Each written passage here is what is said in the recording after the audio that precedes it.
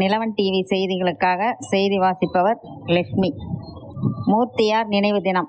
புரட்சி பாரதம் கட்சி சார்பில் 500 பேருக்கு அன்னதானம். ராணிப்பேட்டை மாவட்டம் அரக்கோணம் பழைய பேருந்து நிலையத்தில் புரட்சி பாரதம் கட்சி சார்பில் பூவை மூர்த்தியார் நினைவு தினம் அனுசரிக்கப்பட்டது.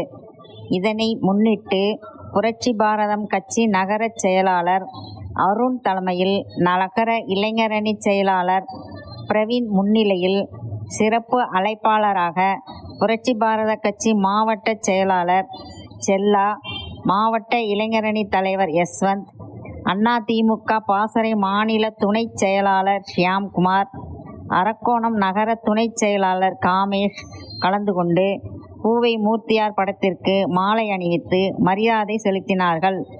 தொடர்ந்து பொதுமக்களுக்கு அன்னதானம் வழங்கினர்.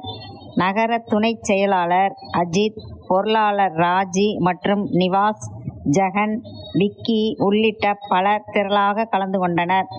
நிலவன் டிவி செய்திகளுக்காக செய்தியாளர் ரவி.